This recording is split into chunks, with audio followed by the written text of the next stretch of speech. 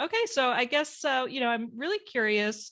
You're very open about your own ADHD, and you're also a prolific writer and a PhD, and you're running this the ADHD Center, and so. But I'm curious about your personal story. Like, how old were you, first of all, when you were diagnosed, and what was going on in your life at the time that kind of led you to really think this was ADHD?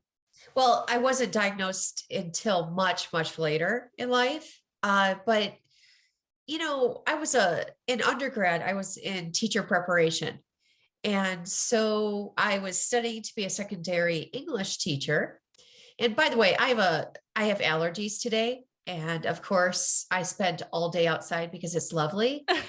And so I sound much more nasally than my Midwestern accent even suggests. So I apologize to everyone who has to listen to my voice today, including me.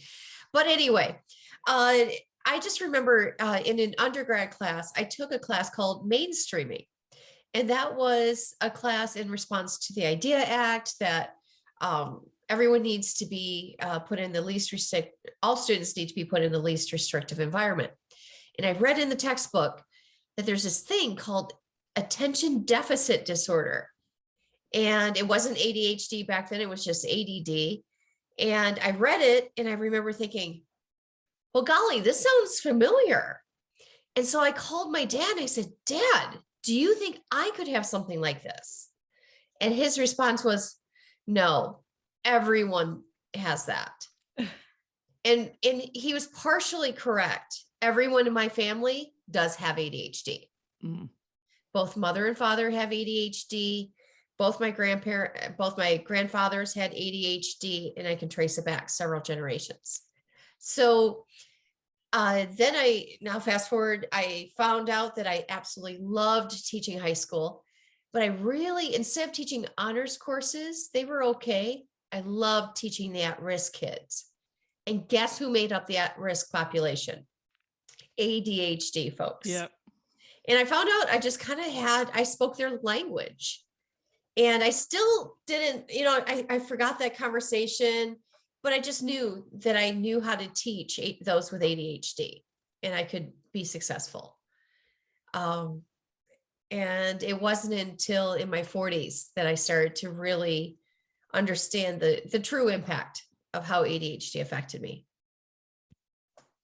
Yeah, I mean, that's what I think it's interesting because so many times when I talk to women who are diagnosed in adulthood, it's not the attention issue, it's not the hyperactivity issue, it's the emotional issue, right? It's once we start to really look into the emotional dysregulation, especially like as parents, or the rejection sensitive dysphoria in relationships, or the shame and the feelings of failure at work, like those are the emotional elements that I think we really cling on to and really kind of hits home for us, and none of that is in the DSM. Like, it doesn't seem like that's the conversation around ADHD Right. at I all for most, I especially in always the medical community. right. I heard, well, you can't have ADHD, you're smart. And Yep. any time anyone tells a woman, oh, you can't have ADHD, you're smart, inside the woman probably thinks, oh, I'm faking it because I simply can't be that smart and do all the things that I do in a day that look like just ridiculous. Mhm. And by the way, it was an emotional dysregulation for me. It's truly just stereotypical forgetfulness. I look careless. I look flaky. All the judgments we want to put on people with ADHD. I look like that. And it's because of my ADHD. I think it's about time that I make a confession on the podcast because we've made it through 6 minutes without one. I threw my phone away the other day. In my defense, I wasn't fully medicated yet. I had a lot of things in my hand and I was taking it to the trash and I just emptied the contents of my hand in the trash. And, I got in busy with my clients. 4 hours later, I realized, I have not seen my phone for a while. I checked my Apple Watch because I have Find My Phone like every good ADHD person should. but it wasn't ringing. I couldn't figure it out. It was on the map. I'm like, well, maybe I turned off the sound. I was quite the sleuth. And all I can say is I'm grateful that the trash was out by the curb, which is why I couldn't hear it. Oh my God. And fortunately, the trash collectors were late that day. Oh my goodness. I know. So, that's where I think a special providence looks over us, those of us who have ADHD. So 100%. yeah. And it's so funny hearing you say that story, because the same thing happened to me, not with my phone, but with my medical insurance card. Oh, yes. I think some papers, like, it had that moment, like, I know it's here somewhere. I know it's here. And then, like, after like an hour or so of that desperation and frustration, it's like, it occurred to me, like, should I check the trash? Because Right. I did throw away some, had to get everything out, and there it was. Well, and then you think, what kind of lunatic would throw it away? And I'm not calling you a lunatic, Julie. I did look like a lunatic when I was Yeah. looking for it, I'll tell you that. Right? And then I'm questioning my own sanity. I'm like, what just happened? So I simply can't be smart and do stuff like this. And that's, so yeah. Yeah. Yeah. I was just speaking with a fourth year medical resident who was going through, when she had been going through her diagnostic testing, she also realized that she had a significant math learning disability, as many of us do. And Right. she made that similar comment, which was like, here I am a doctor and I can't make change at a restaurant. And it's like, why do you assume just because you're smart at one thing that you have to be smart at other things? And I've heard you talk about this on other interviews, right? This sort of fallacy that we must be consistently brilliant at everything. Well, and let's face it, we do have societal demands, being a female and being a professional female, to look like we have every angle covered. And it's not fair, but we kind of buy the lie there and go, well, clearly I have to be extremely proficient at anything I do. Right. Which is what is so frustrating about being told by doctors, like, you did well in school, so you can't possibly have ADHD, or you're running a successful business, so you can't possibly have it. And it's like, well, at what cost? Like, how do I even begin to explain to you the work I have done in order to get this far? Yeah. It takes a lot of effort to pull off normal. And that's why I get so tired. Yeah, and then you get an A, but then you procrastinated probably, so you're sleep deprived. You probably ate like crap, and that's a lot. That's a tax that is very high that we have to pay with simple things, and people never get to see that. Right. So it's like, oh, you have straight A's, you have a 4.0, you're brilliant. You can have ADHD.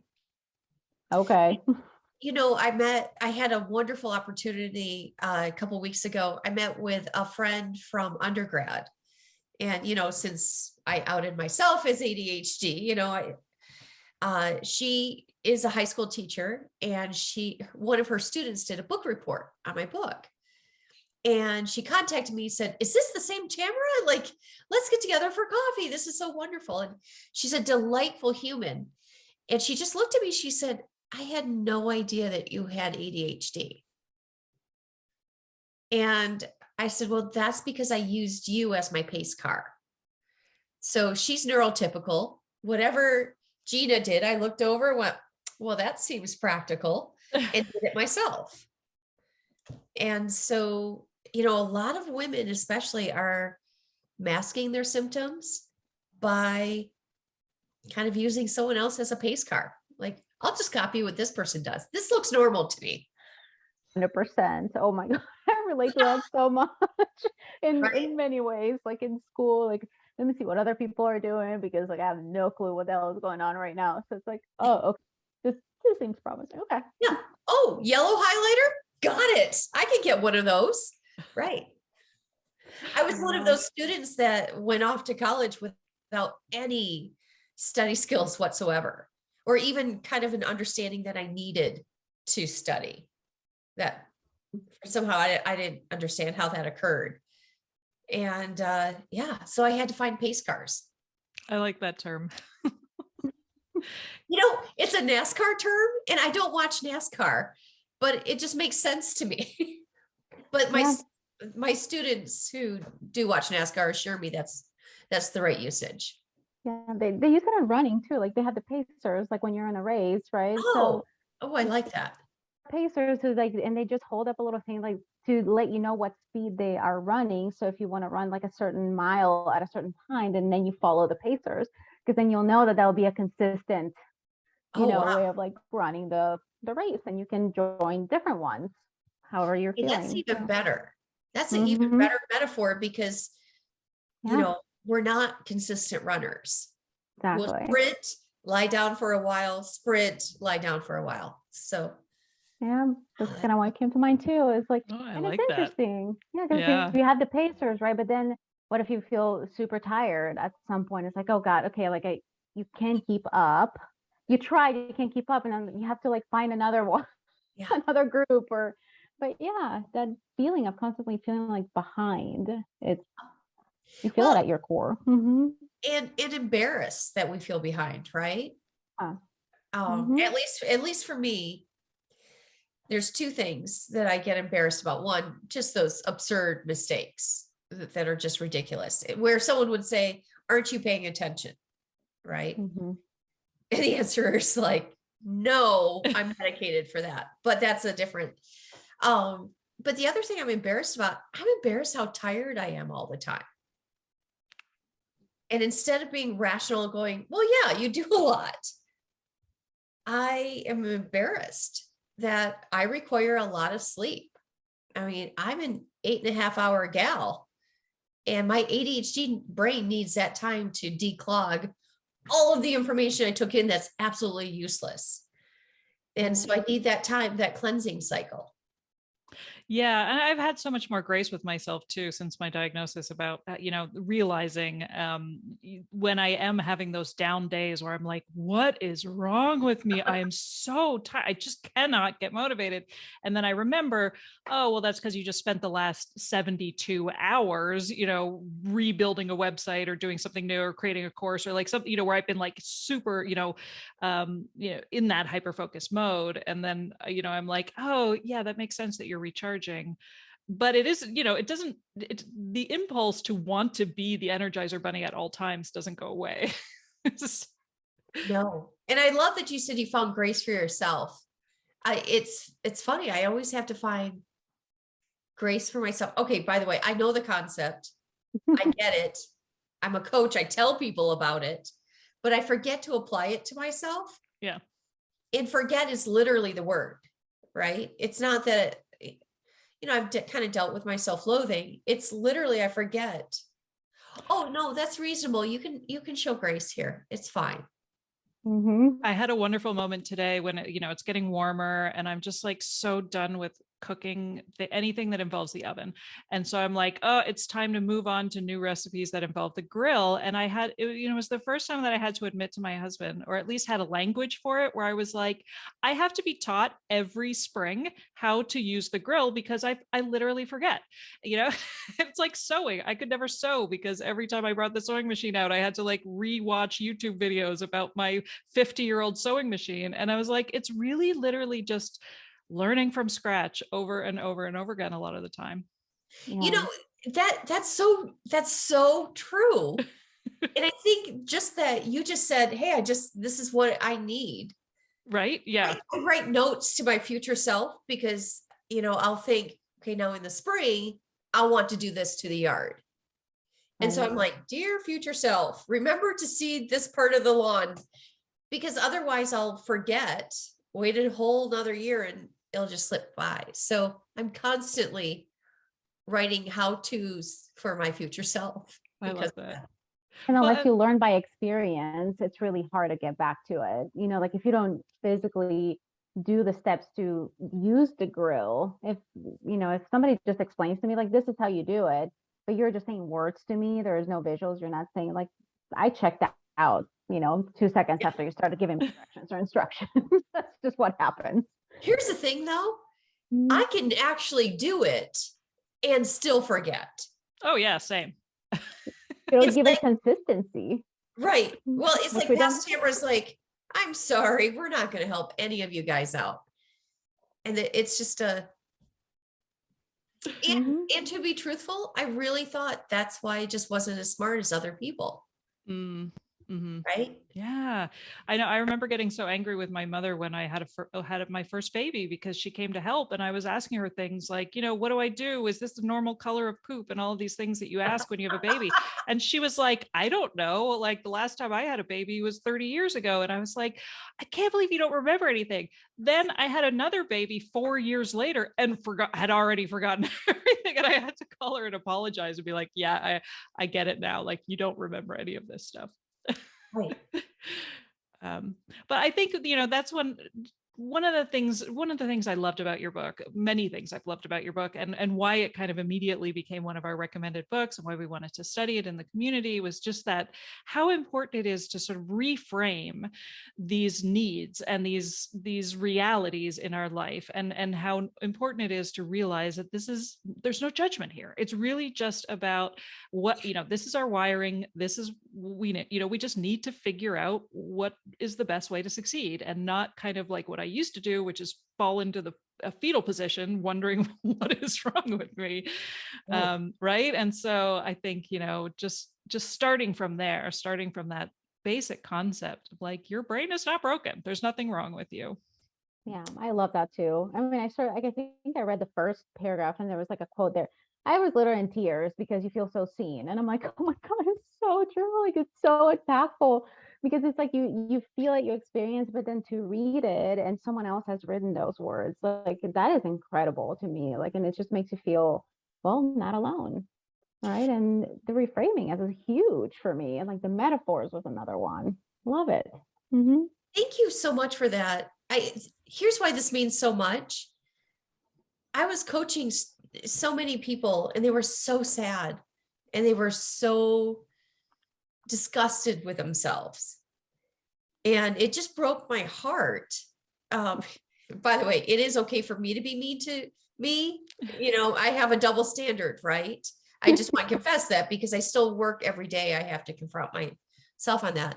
But it broke my heart that there were all these people just not feeling seen, just wondering what is really wrong with me. And so I wrote it to all the clients I don't have, just to go, it's okay. You're okay. Yeah. Yeah, that's huge. I feel like it. Yeah, just like that validation, to find the language, to find the words, but then just to be like, hey, it's okay. You don't have to try to be neurotypical. Like, it's okay that that's not going to work for you, because the tools that you learn, once they work for you, then it's like you're unstoppable once you find your own way of doing things. It's the same things that everyone else is doing, but your own way. Just be authentic. What do you guys think about this? And I'd love to hear what you say. I know I'm supposed to be interviewed, but my clients always ask me, will it get easier? What do you guys think about that? I'm a therapist, so I never answer questions. You just ask more. I just reflect back your question with a different question that makes you think about it. Right. But do you think it does get easier? I absolutely think it gets easier. I think, for me, I mean, and I am the last person to stand up and say ADHD is a superpower. This podcast is all about the very, very real difficulties and struggles, and how isolating it can be, and kind of, the importance of sharing our stories and reducing the stigma and the shame around, some of these lived experiences. But for me, the reframing has made, for the first time in my life as an adult woman, I don't feel like a trash human being. And that has been so radical in terms of everything. Like it's affected who I am as a partner. It's affected who I am in my business. It's affected who I am as a mother and as a child. Like, it's just affected so many aspects of my life that I mean, obviously life is still really hard and we are really full of big emotions and it's, I still will spend 3 days in the same pants and wonder, oh God, like I still feel stuck a lot of the time. Right. And then I'm like, why am I admitting this on a podcast? But that's a whole other issue. But then, but but it's still like, it's the grace, like it's just realizing the context of all of that and the behaviors has been so important, that I think that has only made everything easier. I mean, at the end of the day, I still have ADHD, and I still, and I keep saying that, but I do feel like it gets easier. But I haven't reached, I haven't gone through menopause yet. So who knows? Maybe I might call you back and change change my later answer. in life. Yeah, that's Um, true. Like that, my throwback question that would be like, well, like how would easier look like to you? How would that look like in your life? Well done, Because therapist. Well right. Very, done. very good. that's my response to you. So like if that's, sometimes people have this unrealistic ideas that we're going to cure or get rid of ADHD, we're going to get rid of our depression, we're going to get rid of our anxiety. And no, we're still going to experience that because we're human beings. We're feeling beings who, we're constantly thinking and overthinking. But life continues to happen. We're going to experience loss. We're going to experience change. And with that, it comes all of these emotions that can be a whirlwind with someone with ADHD because they get magnified. So easier will look like for you completely different than what it would look like for me.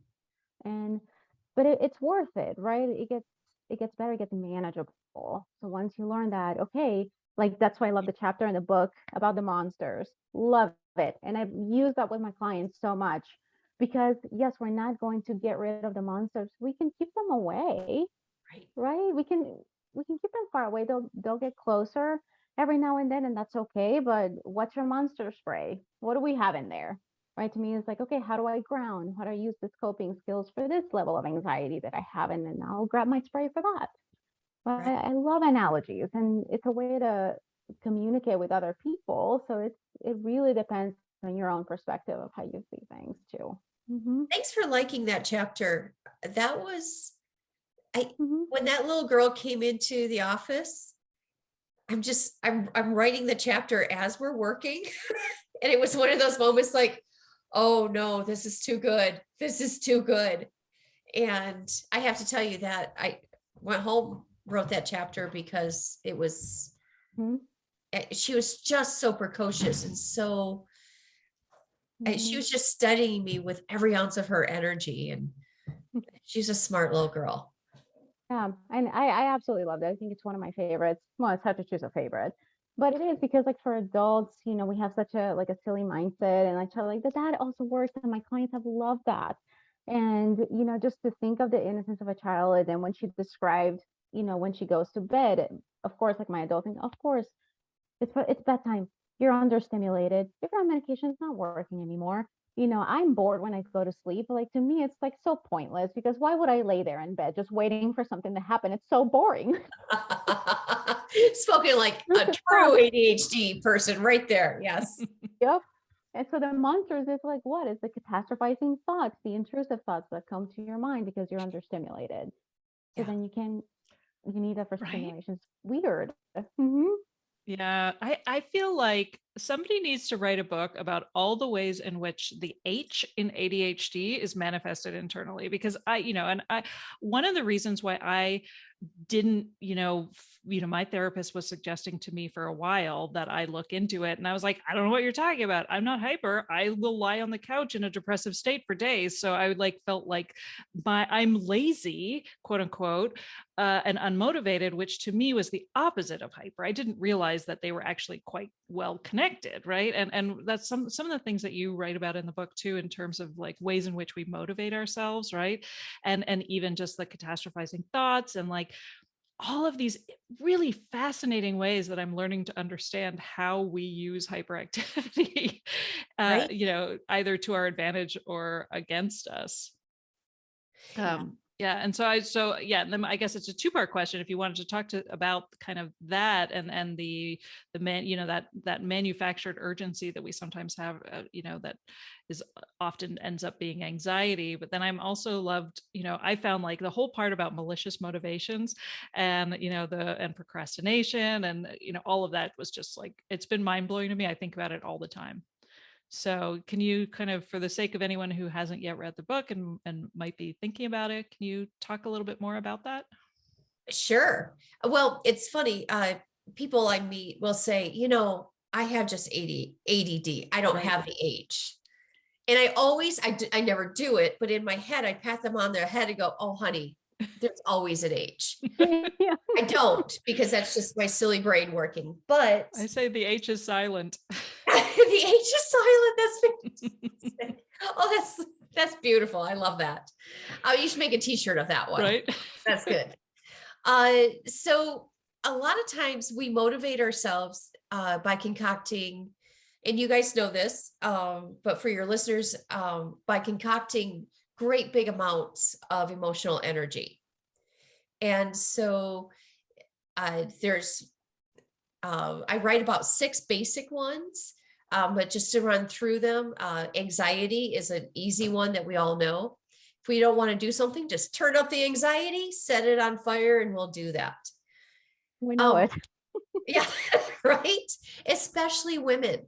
And, by now, listening to your podcast, women know that if people are saying, hey, you have a high anxiety, you've already talked with them about, check out the ADHD component, because a lot of women present with anxiety. Mm-hmm. Something that people don't know that is a bad motivational hack that we do is avoidance. And avoidance, let's see, who calls it procrastivity?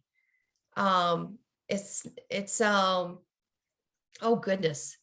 Russell Ramsey calls it procrastivity, and wish I would have thought of that word, because that was genius. Right. And that's what avoidance is. It's, wow, I have this big term paper to write, so I'm just going to go clean a sock drawer instead.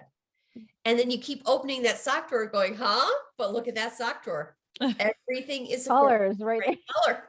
Exactly. And so a lot of times we'll create enough energy but we'll divert the energy at the wrong time. Mm-hmm. And remember, we're always trying to, concoct that energy. So procrastination is the combination of avoidance plus the anxiety. So we ignore it. Oh no, it's on fire. And you got yourself a beautiful procrastination. Yeah. I always have to reassure my clients, I'm not going to take that away from you. I know that that's what you believe works best. We'll just keep working on something else until you can let it go. Anger is another one. In the book, I write about the man who picked a fight with or at least I thought I wrote about it, picked a fight with his wife about the garage so that he could just go out and clean the garage. I call that rage cleaning. I do it. It's wonderful. It's the best way to clean the bathroom. Get in a fight with my husband, I will rage clean all day. Katie, Spotless. your confessions today are genius, and I love it. Thank you, because rage cleaning is a thing. Right? Yeah. Yes, because you're just whipping yourself up as you're doing it. So level, you're gonna grab a toothbrush and clean the cracks of like the tiles. Yes. That's the type of rage cleaning. Like, yeah, while you're mumbling, right? While you're mumbling, like, well, if he does it, right? You're just concocting that energy. The last 2 motivational tricks aren't healthy ones, and they're really sad. One is shame. And when shame goes unchecked, it turns into self-loathing. Mm-hmm. And well, we talk about that too with like the pandemic, right? Like we all stopped cleaning our houses because nobody was coming over, and how we've a lot of us use shame and judgment as a motivator for a lot of the things we do, right? Like I've talked about this on the podcast before about brushing our teeth, right? And how like the week before you go to the dentist, you have to start madly brushing and you have to start madly flossing, because if the hygienist sees that your gums are bleeding, then she's going to yell at you. And so like you have to pretend you've been doing it really, and like I talk to my kids about that too, because I'll say to them, like, you've got a dentist appointment in a week. Like I totally buy into it. I'm like, you got a dentist appointment, you got to start really like, going hard. And, all we're doing is just using the judgment of the hygienist. Well, okay. So let's take toothbrushing as a great example. So Katie, you've done a lot, your fair share of tell all, so I'll tell you something about me. The only reason I brush my teeth is so that they won't fall out. Now, neurotypical people just brush your teeth. I do it out of a fear. Yep. Right. And when I went to the dentist, he said, well, you have periodontal disease, which just sounds horrible. It sounds like I'm this close to losing all my teeth. And so immediately I had all the treatments done necessary. And then I'm just brushing. I got a special toothbrush. I rinse with special stuff. And it's all fear-based. Mm-hmm. Because when do I have to brush my teeth? When I'm non-medicated. In the morning. Mm-hmm. Well, Tamara, it's time to brush your teeth. I don't want to. Do you want your teeth to fall out? No, I'll brush my teeth. That's the conversation in my head every darn morning. Right. Every night. Maybe I can just skip it tonight. Tamara, do you want your teeth to fall out? No. Fine, I'll do it. God, I wish that could work on my kids. And, my daughter even admitted, when she's a teenager now, but she was very young when she talked to me about brushing her teeth. And she said, Mom, there's no immediate punishment and there's no immediate reward. And I was like, yeah, like at the time I was just like, that is so brilliant, because it's true. Like, it's really, there's nothing, other than when you get old and you're told you have periodontal disease, which I also have because I took terrible care of my teeth when I was little. But yeah, I mean, it's one of those things where you kind of have to be the grown up, quote unquote, every single day on this incredibly mundane task. Yeah. You know what motivated me as a kid to brush my teeth? It's those little things that you would scrunch up in your mouth after you brushed, and red dye would stick to the garter. Yeah, I remember those. That was it was probably red dye 40 and probably, did irreversible damage. But you know what? It was so motivating because I'm like, I bet I can beat the dye. Right. I remember that. That was really fun. That's funny. I mean, the 80s were simpler times. Maybe we should go back to that. Simpler times. Okay. So sorry, I interrupted you. You had said shame was one of the ones, and then there was a second. And then self-loathing. Oh yes. Okay. And self-loathing is just, usually by the time someone gets to my office and they're in their late 30s into their 40s, they're on a pretty steady diet of self-loathing. And it's heartbreaking. And I have to tell you, I was on a steady diet of self-loathing. And guess what? I didn't even know that was what it was called. Yeah. I thought it was accountability, right? That's how far off the mark I was. Mm-hmm. Julia, I'm making your heart break by that, but I really thought I was just holding myself accountable. Mm-hmm. Right? Yeah, because I was in the same boat, but it's when you realize it's that, and then just, like the core shame, because I do a lot of like the shame informed therapy as well, and how the shame monster is a big one. Yeah. So, we all have our little chinks. So knowing where the shame's going to show up. Mm-hmm. For instance, for me, the shame shows up the most for me if my ADHD affects someone else. Same for me. Mm-hmm. Yeah. Well, and I've talked about that a lot on the podcast, because so many of us are diagnosed with depression and or anxiety long before we are diagnosed with ADHD. And, it's interesting to me to think about it because, I was diagnosed with depression in university and 20 years kind of dealing with that self-loathing and realizing now in hindsight, often asking, was I depressed or was it ADHD? Did I just feel broken? Right. And most of the time that I went for help and went back on SSRIs, went back on antidepressants, was because I felt like I was a bad wife or a bad mother. Like I felt like I was not in control of my behaviors, and my behaviors were wrong. And, according to everybody around me, and I felt out of control. And I'm like, that doesn't feel like depression, right? That feels that like this, because we also talk about sort of, depression feels like a lack of desire a lot of the time, and we have an abundance of desire. We're overflowing with desire. We just lack the executive function. We lack the ability to carry out, all of these things we want to do. And it's that disconnect that makes us feel so broken, just to use that word again, like, and then we feel like, well, we need these we need to fix ourselves for the sake of the people around us. But often it's sort of in relation, I guess, like you were saying, like it's in relation to the people we love. Right. Yeah. That's where my shame pops up the most. Yeah. Yeah. And they see that like as the problems, right? But then it's like depression and anxiety, so that's like the bread and butter of the therapy world. But that most of the time, those are not the problems. Like what is fueling your depression? What is fueling your anxiety? Because that Exactly. is a symptom, right? So that's like when that clicked with me, just like what Katie was saying, it was, I'm feeling like a failure and unfulfilled and disappointment all the time because my work is not done, the paperwork is not done, and Yeah. I have piles and piles of that, and my body is just not moving, and I come home and I don't feel fulfilled because I haven't completed any task. Right. So of course you start like that horrible like self-loathing, or like with the shame, and of course you're going to feel depressed and anxious that you have the paperwork there or whatever it is that you struggle with. And people still think, they're like, no, it's probably just depression. No, it's probably just anxiety. Like, nope, no, this is what's happening, right? Yeah, yeah.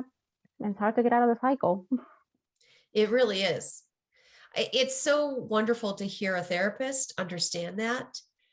Um, you're pretty special for knowing that and really hitting that home with your clients, because it's I work with so many people who said, well, like Katie said, my therapist just well, no, your therapist kept pointing you there. Yeah, she was diagnosed with Oh, that's ADHD fantastic. because of her middle schooler was diagnosed with ADHD. Then she was, and then once you get diagnosed, you start looking around and kind of cherry picking who you think Yeah. has it.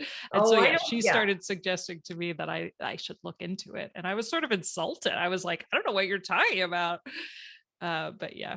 So many of my clients have seen therapists, and the therapists say you can't have ADHD. Oh yeah, that And seems to be the technically they're prevalent correct story. according to the DSM. Oh, Right. the DSM. That thing Yeah. is just collecting dust in my office. I'll tell you It's that. woefully behind. I Yeah. think that is by far the most frustrating comment I get in my DMs all the time, whenever, in various accounts and emails from women who had the same, where they're just like, they finally went to their doctor seeking a diagnosis. They finally, for the first time in their lives, they're connecting the dots. They're feeling like, oh my goodness, this could be the answer for everything. And they're just like shut down at the doctor's office, and they're told, all the myriad reasons why you can't possibly have this. And my personal favorite is, you can't have this because you didn't have it as a child.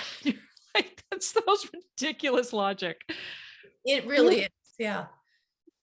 Yeah, um, yeah, it's true. And it's heartbreaking. And like, I'm like very justice driven, right? So whenever I feel like people have been treated unfairly, or, because I did have a client and that experience, like she experienced that, and the doctor was very dismissive, and it was a psychologist who does testing. And it didn't even take like an hour. I think it was not even 20 minutes. I was like, no, it's just trauma. Like you need to do this and that. And it's like, Oh, can be ADHD. I'm like, oh my God. And I have been meeting with this person for a year and a half now. And it's like, I recognize the impulsivity. That's the thing about having ADHD and being a therapist or being a coach or being in whatever field, what to look for and where to look for it. right. Been consistently meeting with someone like, what, at your core too, it's like, oh my goodness, like I can understand not wanting to prescribe stimulants to somebody who also deals with bipolar. Sure, because Absolutely. but the approach is the therapy and the validation that someone gets out of that diagnosis. Right. Only if you have ADHD you would probably know and understand that, right? So Yeah. it's sad that professionals were still dealing with some of that stuff, and I think education is such a big thing for me, right? Like contributing to that.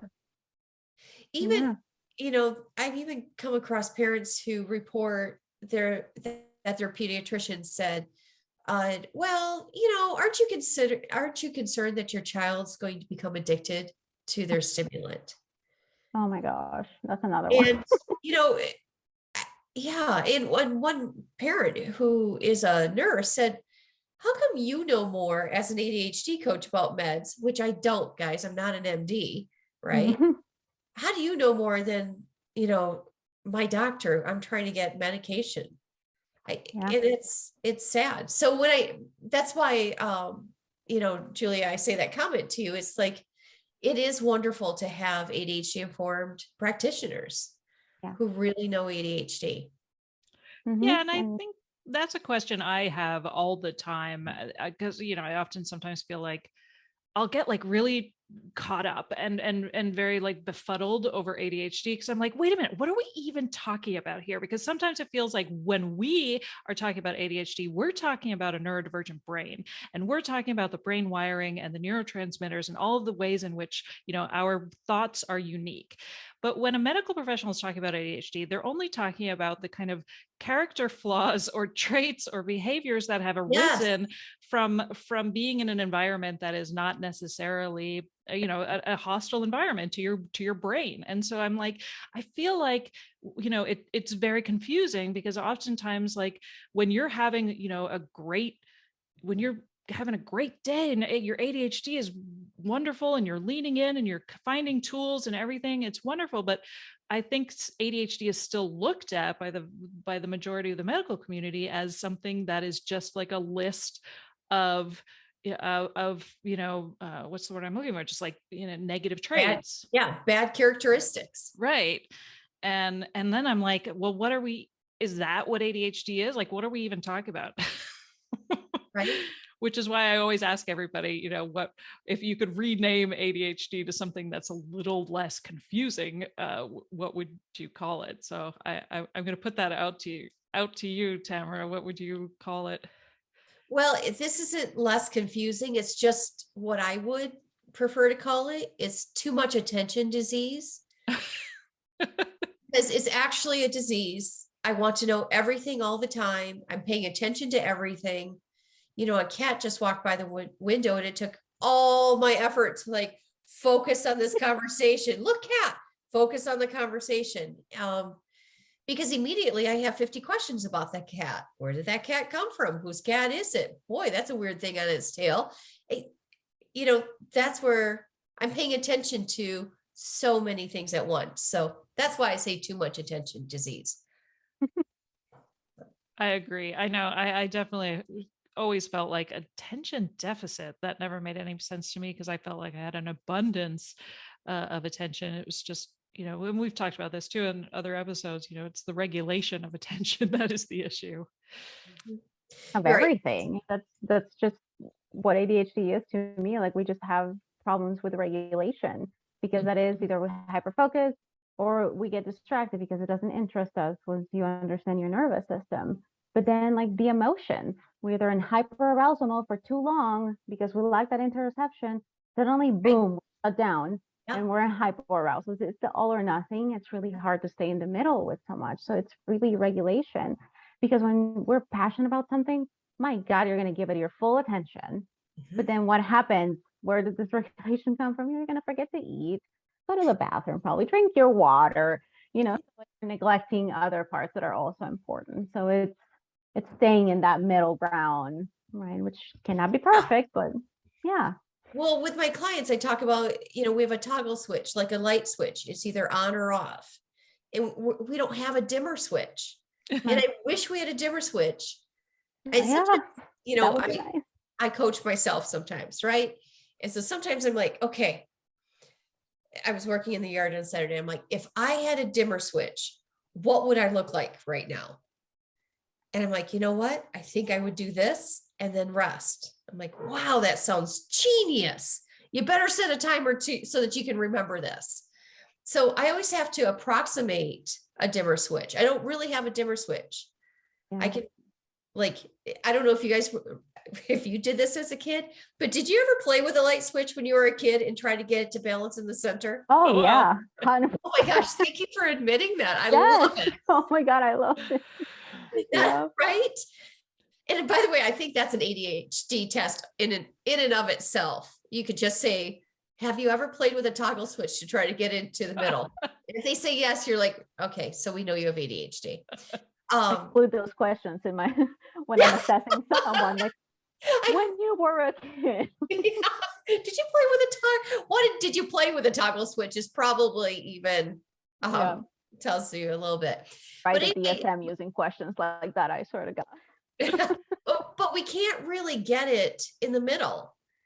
Mm-mm. And even medicated, I have a little bit more of a range, but really the regulation, even medicated, isn't as natural.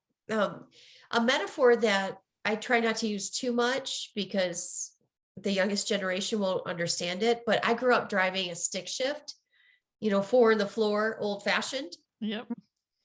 And we have stick shift brains, and we constantly have to consciously push down the clutch and shift. Mm-hmm. Other people just have automatic brains. They hop in the car, they turn the key, and the engine just does it.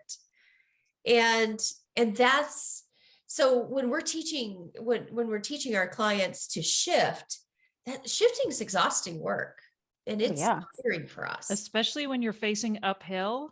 Right. And right. Like we love to use the Sisyphus metaphor, right? So, but like we could use, but like, you just brought back all those memories of learning how to drive, because my father forced me to learn how to drive stick too. And like being, uphill in traffic, trying to be like, okay, here we go. I love that. It quickly kind of pushes like, the brake in the clutch, What do I do? Yeah. I think, younger generations really needed that. They needed a parent yelling at them while trying to get a stoplight uphill. I think that's a growth experience, all of it.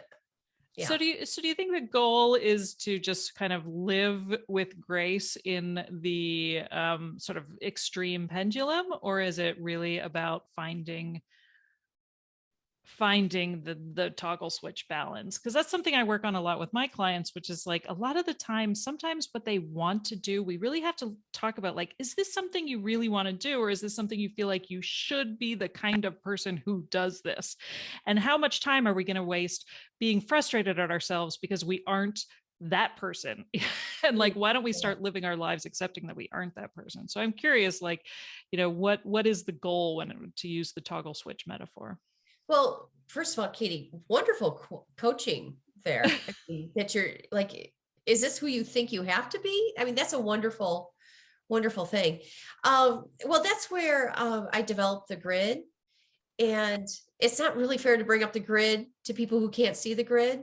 But the idea is the grid, it kind of shows you, here's where I am. Mm-hmm. And you choose where you are, and then you act for the moment where you are. And so it's still it's still only one of 4 choices. So it's still not the full volume control or the dimmer switch, right? With a Solvit grid, we're saying, okay, which quadrant do you want to be in, and what action is it going to take? Right. So that's exactly why I love it. Yeah. Mm-hmm. Instead of choosing like the balance, we're choosing where am I going to be? Which quadrant? Mm-hmm. Yeah, I love it. And I love the visual too. So that I think that helped a lot and just helps put things in perspective, because with ADHD, I mean, we're very visual, otherwise out of sight, out of mind. But that is something that I use, and not just with my ADHD clients, but that is, we have to-do lists, like endless to-do lists in our minds all the time. Yeah. And if we give them power, they're just going to continue to grow.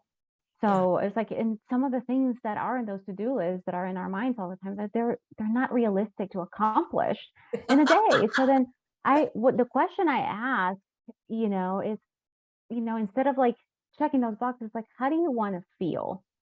And that's what I encourage my clients to ask themselves. And I use that for myself, quite a bit. It's like, how do I want to feel at the end of the day, or at the end of this? And it's whatever answer you give it. Do I want to feel peaceful? Do I want to feel accomplished? Do I want to feel calm? Okay, so maybe trying to stop at the grocery store and getting all this paper, and then this and this and that, it's not going to get me calm, that sense of calmness. So that's when you backtrack it.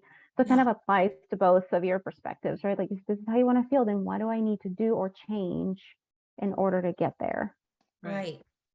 And I think putting that in perspective on that grid it's just great. You know, I want to be in the green, want to have a little bit of the green, a little bit of everything. But yeah, it's just like the red. It's the red. Oh Well, my gosh. Mhm. and Katie, I'm hoping I'm not making your head explode by talking about something that your listeners can't see, but it is something where we can choose where we are. Mhm. But it's still like it's a finite space. So it's not, we'll never dial in the 1 to 100, but we can get the 1 out of 4 kind of dialed in. Mhm. That just makes sense what I just said. Oh yeah, absolutely. But Okay. I've read the book, so. I know, and I'm like, oh, sorry for your listeners right there. No, but I think sort of in general, it's the same idea of like, how do I meet myself right now and Right. not, and be okay with the fact that this might not work next week, but we're going to work what's good. It's what's going to work today. And that's great. And it doesn't matter if it's other things have worked for other people. We really have to focus on what works for me, which I think is important. That's what I really tried to do in the book. I tried not to say, here's the right way to do it, because there is no right way. Yeah. And that's, I really wanted people to just encourage people to find their own way. Mm-hmm. To Yeah. do. Oh yeah. And I think that's one thing, again, one of the things I loved about the book is how it's really, you weave in your own personal experience throughout the book while also offering like really practical advice in terms of, action steps, which I think it's such a nice balance too. But a lot of the time we need the why, we need that authentic why behind what action steps are next. And oftentimes the authentic why comes from sharing vulnerable personal stories and realizing like this was what happened to me and this is why it worked or didn't work. So yeah. Katie, let's talk about that for a second. I said way too much in the book. I don't know what I was thinking. I got the proofs a couple weeks before it went to print and I panicked. And I said, you know what? I've said too much. We can't do this. Just drop everything. And I really did have kind of a crisis of vulnerability there. Too much has been said. Like, it was horrifying to me. And I spent much of my life talking about how I felt like Sophia from the Golden Girls, like I must have had a stroke because I have no sensor. And it wasn't until my diagnosis that I realized like why, that sort of impulsive nature to be vulnerable and how like now I'm like, I'm using my power for good instead of evil, because I feel like the more I share about my own, crazy, faulty, flawed life, the more I can help other people. And it's like, what a wonderful gift to have that verbal diarrhea. Well, but this was in writing. What was I thinking? And I'm just sharing that because it was it's kind of a sign of my ADHD. It's like, I just wrote this, not really realizing people would actually read it, not really realizing how vulnerable it was. And then, oh dear, mistakes were made. And so, you think of yourself as Sophie. I think of myself as Lucy, as in Lucille Ball. Yeah. I'm like, this is another fine mess you've gotten us into. This is another, this is another situation. So I love that. I love the book though. I think that's what makes it so great. Well, but it's funny that I just wasn't, I just wasn't, honestly, I just wasn't as aware how vulnerable I was being until I read it in a book form. When you get the prints back and pages are set up. And by the way, editors are very careful to go, we don't change anything here. For me, blotting out large sections of confessions, that's not okay. And I think it's funny because I had the ADHD regret that I'm positive so many of your listeners, they go to a party, they're at work in the meeting of, oh, why did I say that? And they kind of panic. how is that going to be perceived? And Yeah. I had it with writing, and I just think I think it's a hoot, actually. Like, It's somehow also why I stopped drinking. Too many of those mornings. So it's such a necessary thing. And you know, like if we're having a bad day or we're feeling extra tired today, you always, well, what is it? Like, did I not get enough sleep? And then you're just like trying to rationalize everything. And sometimes we forget that our bodies are stressed. And Mhm. that's why, like, can I just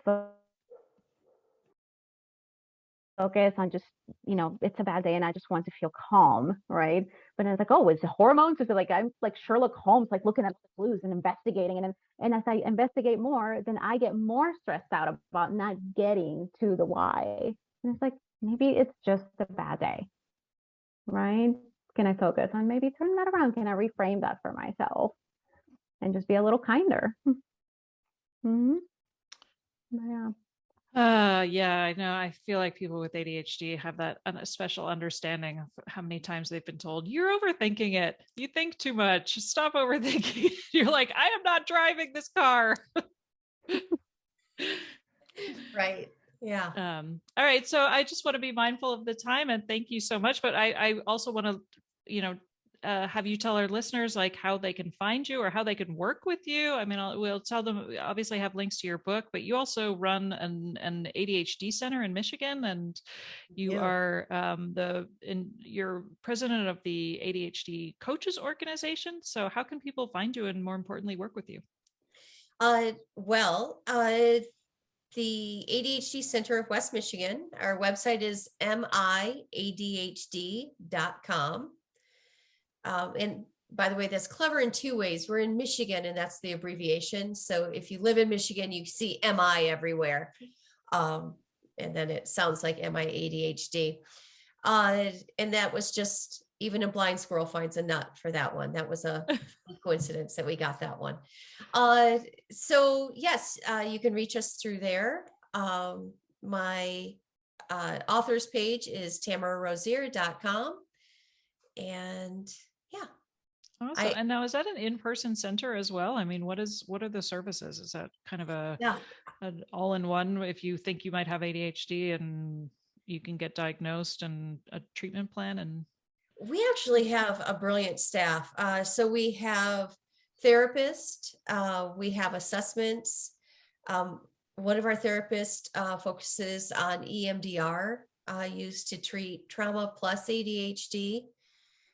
We have ADHD coaches who coach from all ages, a speech pathologist who is very good at working with children with executive function issues. So we have such a great time. And just one coach said to me last week, I can't believe I get to do this work. I know, right? Yeah. I wish there was, I hope people take the lead and build more of these sort of all-in-one centers, because it feels so important through this journey to feel like held and understood from beginning to end. You know, like so many times it's like it's hard enough to just make a doctor's appointment, much less remember to get your meds. And like it just feels like it's, you know, we often joke like seeking a diagnosis feels like a full-time job sometimes. Managing, you know, managing the medical system feels like a full-time job. And so it's just, I love that whenever I hear about like centers where it's like from, you know, the minute you start out on the journey, you can sort of feel understood and taken care of. So thank you for that. Thank you. I didn't get a chance to say this, but I love your podcast. Oh, thank you. So I think you're incredibly smart and very insightful. So thank you so much for having me. Oh, thank you. I really appreciate that. I'm such a big fan, so I'm honored. And yeah, like I said, we've been studying the book in the community, and it's always on the top of our recommended reading list for anyone who is either newly diagnosed or still kind of struggling with some of that reframing. It's such a great book. So thank you so much, Dr. Rosier. Thank you. Oh. And thanks so much. It's so nice to meet you both.